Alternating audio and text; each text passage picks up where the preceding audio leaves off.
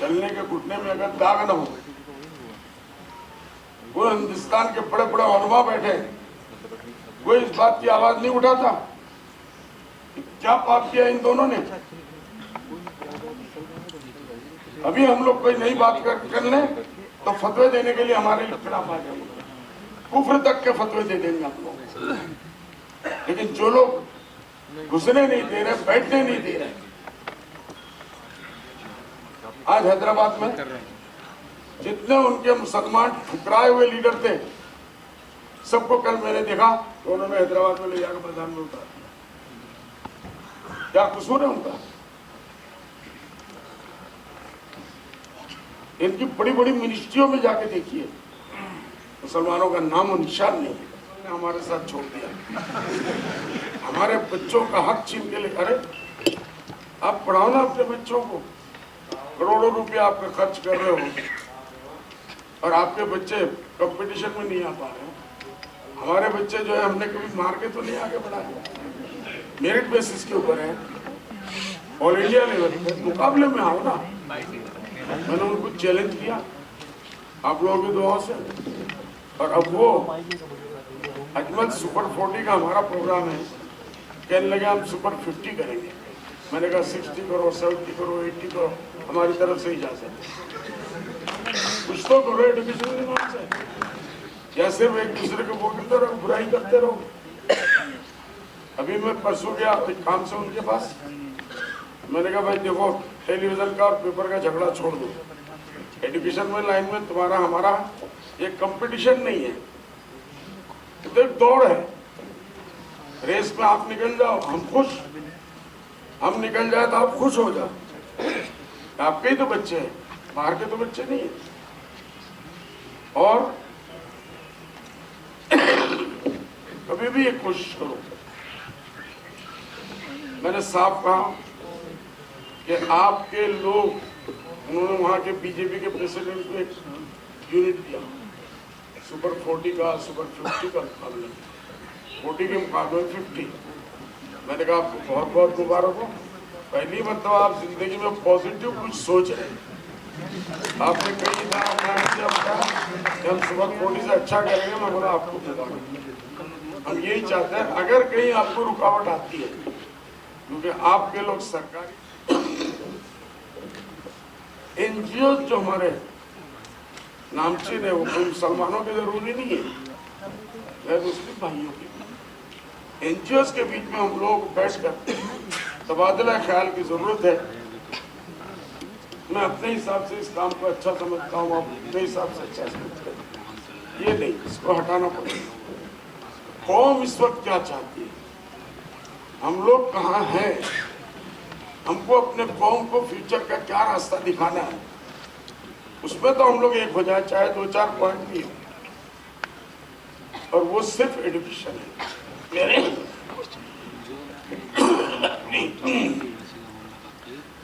छोटी मालूमात के हिसाब से तो एजुकेशन है, इसके सिवा कोई चारा नहीं। पॉलिटिक्स के बारे में अब्दुर्रहमान साहब ने जो भी इशारा दिया, इनसे बातचीत होती रहती है, मुंबई में घर आते हैं, चाय वहाँ पिला देते हैं, जूस वूस पीते नहीं है ये। जिन लोगों को भी आसाम के हालात के असर भाई जा चुके हैं, फसाद में हमारे साथ रिलीफ में, जब बोडोलैंड का फसाद हुआ था, पूरे 1 सप्ताह हम लोग साथ में थे, 10 टीम लेके गए डॉक्टरों का, और अपने हाथ से जो कुछ हो सका अल्हम्दुलिल्लाह किया, अल्लाह उसको हिदायत कर दे। पॉलिटिक्स में हम लोग पता नहीं कैसे आ गए, कुछ नहीं पता, न कोई हाथ पकड़ने वाला, न कोई रहनुमाई करने वाला, न कोई दिशाने वाला। हम तो ये कि मार खाते खाते खाते खाते अचानक अल्लाह ने उगा दिया, अब परेशान हुई कि क्या करें। नहीं, हकीकत है, हंसने की बात नहीं है। आज ये इंडिया बना, सबसे बड़े ये जो मुसलमान हमारे, मैं इस प्लेटफॉर्म से कहना चाहूँगा, और मीडिया वाले इसको क्लिक के, जो इंडिया गठबंधन की बड़ी तारीफ करते हैं और करना चाहिए, इस वक्त इंडिया गठबंधन की जरूरत है। उन्होंने मुसलमानों को क्या अहमियत है, उनके स्टेज में एक भी मुसलमान है? तो कल आने के बाद आपका सब कुछ करेंगे। आज क्या रवैया उनका बताता है। हमारे आसाम में एक कहावत मशहूर है, जो माँ बाप को बच्चा पालेगा उसकी घटने के दाग से पता चलेगा।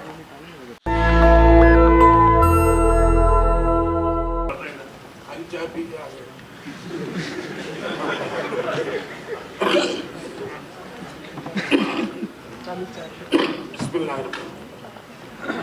ये मेरे अच्छे खासे दोस्त थे, मुझे लाके स्टेज पे बता दिया। आज सुबह गए, मेरे यहाँ चाय वाय भी पिलाए, उसका ही हक अदा कर देते, तकरीर से माफ कर देते। हम लोग तकरीर वाले, तकरीर असद भाई करते हैं माशाल्लाह।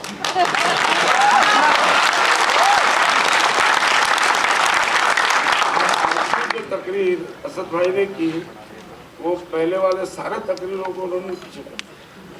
यहाँ बुलवा दिए नहीं, यहाँ बुलवा दिए। हम भी इंतजार में, आप लोगों को बोर नहीं करूँगा कि इनके सामने ये अभी भी खाली बैरिस्टर नहीं है, हम लोगों के उस्तादों के उस्ताद क्या है।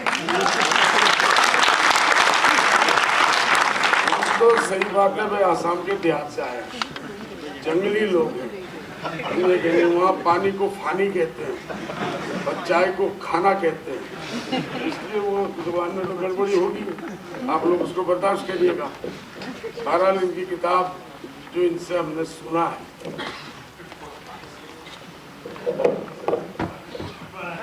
एजुकेशन, इसके बगैर हमारा कोई चारा नहीं। हमको कहीं ना कहीं बैठ के पूरे मुल्क में घर घर में इस मैसेज को पहुंचाना होगा। हम सब जिम्मेदार लोग हैं। मैं समझता हूँ इसमें कोई भी फालतू आदमी नहीं आया। हर आदमी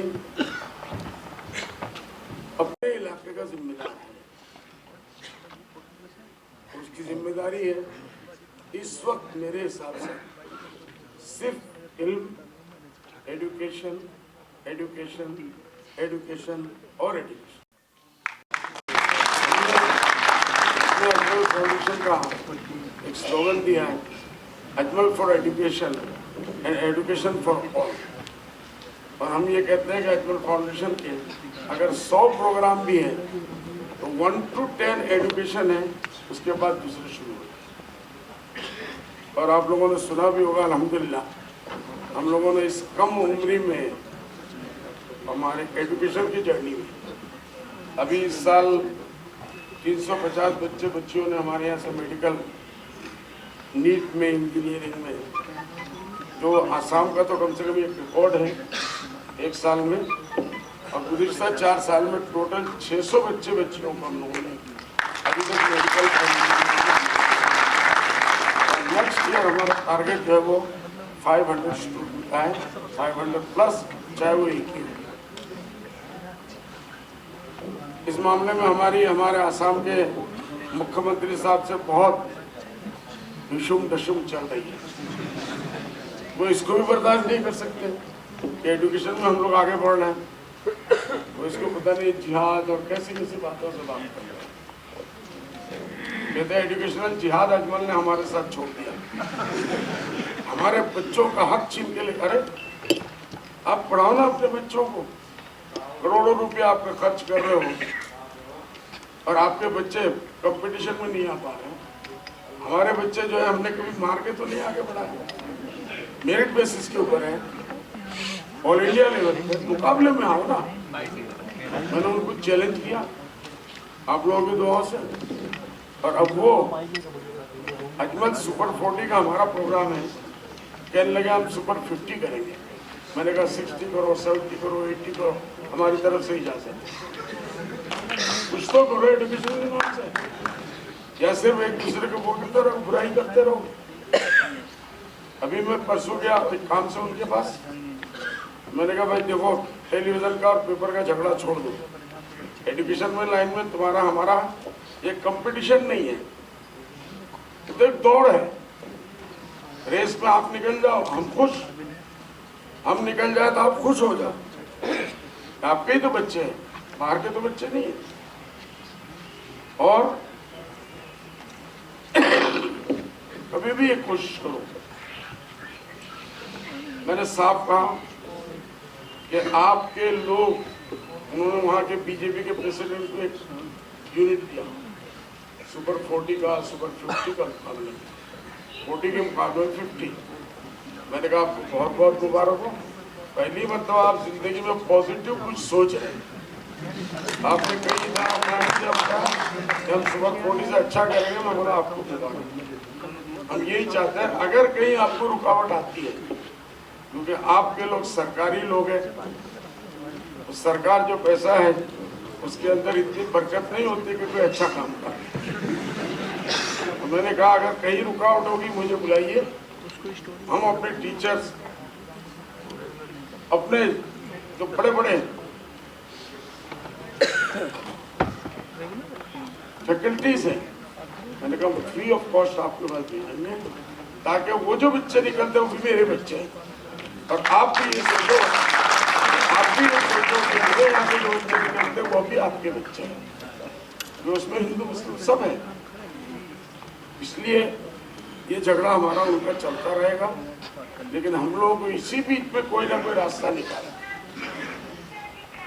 बच्चों को एडुकेट कराइए, तालीम के मैदान में कंपटीशन कराइए, और फिर से ये दिखा दीजिए कि हम भी किसी जमाने में सुरैया तक जा चुके थे, हमारे अकाबिरीन हमको लेके गए थे और पता नहीं कहाँ कहाँ आसमानों की सैर करा दिया।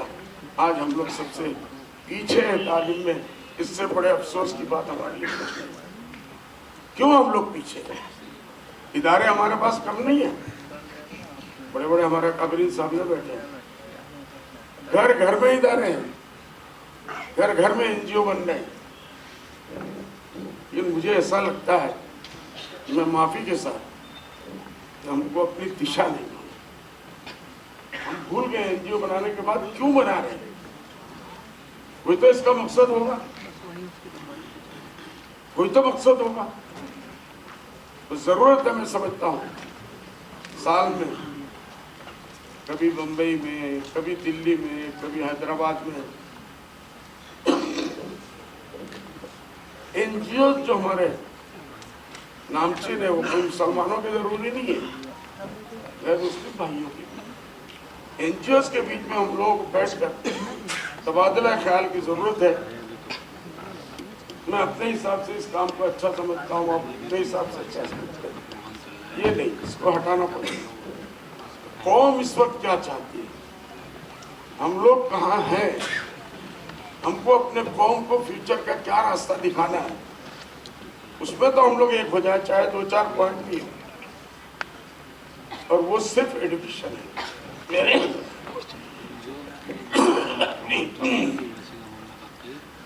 छोटी मालूमात के हिसाब से जो एजुकेशन है, इसके सिवा कोई चाह नहीं।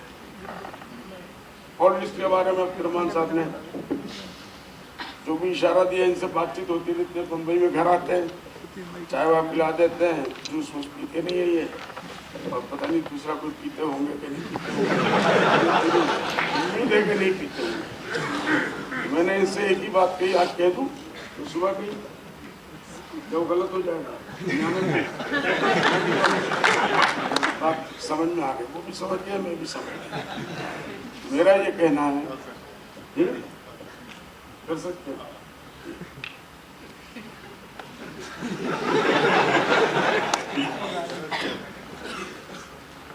उनका जो काम है वो अहले सियासत समझे, उनका जो काम है वो अहले सियासत समझे या जाने।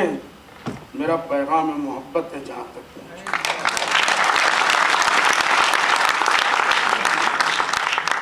ये बहुत बड़ी एक जर्नी है,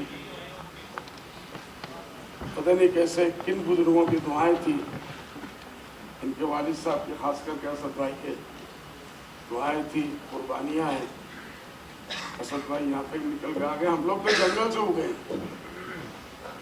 बिल्कुल जैसे कीचड़ से कोई खिल जाता अचानक। हमारे बाप दादा कभी पॉलिटिशियन नहीं थे, कभी उन्होंने पॉलिटिक्स किया भी नहीं, लेकिन आसाम के हालात में, जिन लोगों को भी आसाम के हालात के असद भाई जा चुके हैं, फसाद में हमारे साथ रिलीफ में, जब बोडोलैंड का फसाद हुआ था पूरे एक सप्ताह हम लोग साथ में थे, 10 टीम लेके गए डॉक्टरों का, और अपने हाथ से जो कुछ हो सका अल्हम्दुलिल्लाह किया। अल्लाह उसको हिदायत कर दे। पॉलिटिक्स में हम लोग पता नहीं कैसे आ गए, कुछ नहीं पता, न कोई हाथ पकड़ने वाला, न कोई रहनुमाई करने वाला, न कोई दिशाने वाला। तो ये कि मार खाते खाते खाते खाते अचानक अल्लाह ने उगा दिया। अब परेशान हुई कि क्या करें। नहीं, हकीकत है, हंसने की बात नहीं है। आज ये इंडिया बना, सबसे बड़े ये जो मुसलमान हमारे, मैं इस प्लेटफॉर्म से कहना चाहूँगा और मीडिया वाले इसको क्लिक के, जो इंडिया गठबंधन की बड़ी तारीफ करते हैं और करना चाहिए। इस वक्त इंडिया गठबंधन की जरूरत है। उन्होंने मुसलमानों को क्या अहमियत है, उनके स्टेज में एक भी मुसलमान है तो कल आने के बाद आपका सब कुछ करेंगे। आज क्या रवैया उनका बताता है। हमारा आसाम में एक कहावत मशहूर है, जो माँ बाप को बच्चा पालेगा उसके घटने के दाग से पता चलेगा। चलने के घुटने में अगर दाग न हो, पूरे हिंदुस्तान के बड़े बड़े उलमा बैठे, कोई इस बात की आवाज नहीं उठाता कि क्या पाप किया इन दोनों ने। अभी हम लोग कोई नई बात कर लें तो फतवे देने के लिए हमारे खिलाफ आ जाएंगे, कुफ्र तक के फतवे दे देंगे हम लोग। लेकिन जो लोग घुसने नहीं दे रहे, बैठने नहीं दे रहे, आज हैदराबाद में जितने उनके मुसलमान ठुकराए हुए लीडर थे, सबको कल मैंने देखा तो उन्होंने हैदराबाद में ले जाकर मैदान में उतार दिया। क्या कसूर है उनका? इनकी बड़ी बड़ी मिनिस्ट्रियों में जाके देखिए, मुसलमानों का नाम और निशान नहीं है। आज मुसलमान जोश में है, जोश में है, मोदी जी को हराना है। हम भी कहते हैं मोदी जी को हराना है, लेकिन मुसलमानों ने क्या ऐसा पाप किया कि आपके स्टेज पे एक मुसलमान का नाम कर लेंगे? इतना बड़ा गुनाह कर लिया मुसलमानों ने। इंशाअल्लाह उसके बाद भी असद भाई भी जीत के आएंगे, हम भी आएंगे, और कम से कम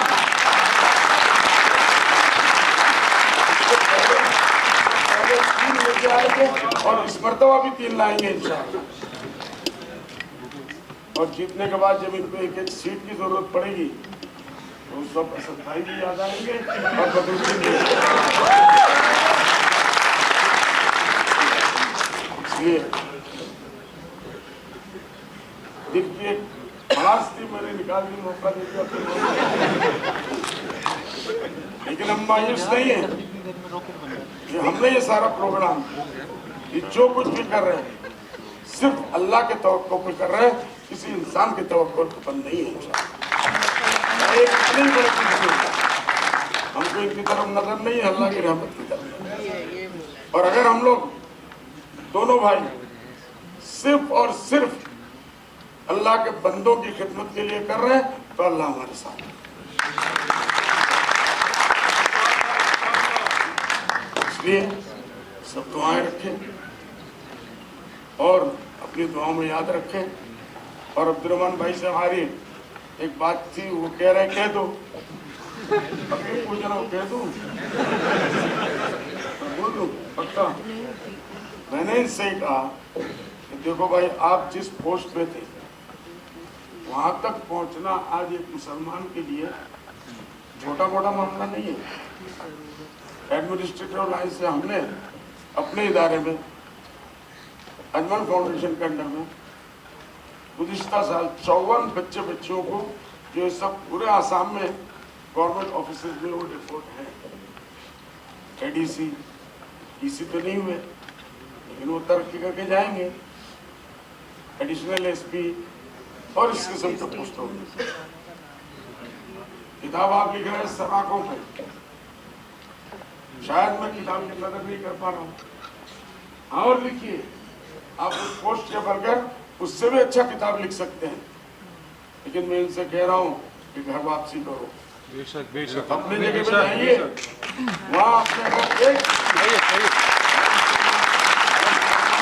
घर आप किसी एक घर मुस्लिम बच्चे का भी अगर आपने मदद कर दी वो आपकी जिंदगी के अचीवमेंट होगा। आप इसके ऊपर सोचें, वापस जाइए, हम आपके साथ में, ये पूरा मुल्क आपके साथ में है।